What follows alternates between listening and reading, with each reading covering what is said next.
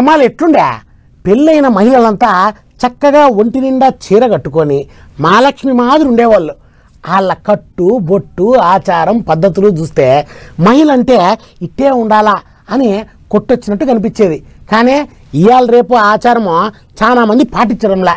ఏదన్నా అంటే కాలం మారింది, కాలానికి తగ్గట్టు మనం కూడా అప్డేట్ అవ్వాలని ఉల్టా మనకే నీతి పాఠాలు చెప్తున్నారు. అదిగో అట్లా చేయొద్దని ఒక మినిస్టర్ మేడం ఏం చేసిందో మీరే చూడండి.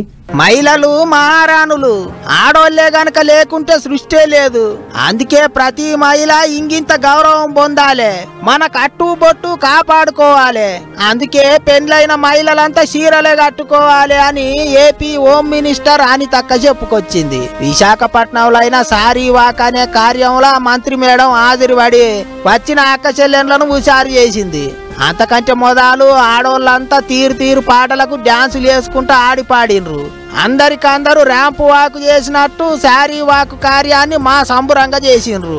అసలైన తెలుగుదనం ఉట్టిపడేటట్టు అక్కచెల్లెండ్లు చీరలు కట్టుకొని వచ్చి కోలాటం ఆడుతుంటే కిందున్న వాళ్ళంతా చూసి మేము సుత స్టేజ్ మీదికి పోయి ఆడితే బాగుండు అన్నట్టు చూసిండ్రు.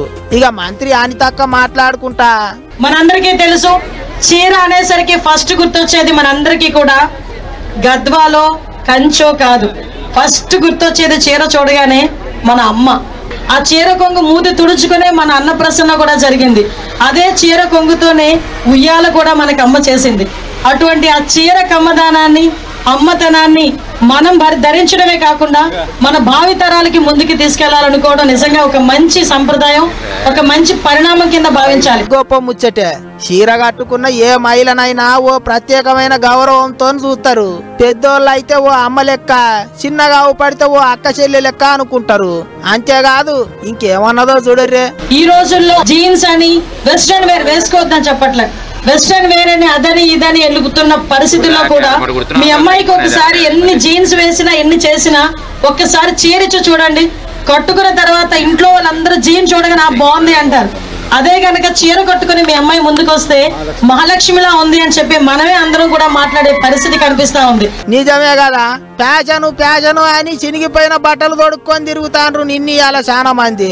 అసోంటి సాయిమాములా మళ్ళా చీర గొప్పతనం గురించి చెప్పేటందుకు ఇంత పెద్ద కార్యం పెట్టిర్రంటే అది చీరకున్న గొప్పతనం.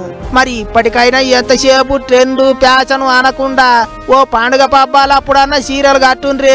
దినం రోజుకింత మసక బారిపోతున్న చీరను మహిళలంతా ఒక్కటై కాపాడుండ్రి అని అక్క చెల్లెండ్లకు గిట్లా అనితక్క ముచ్చట్లు చెప్పింది.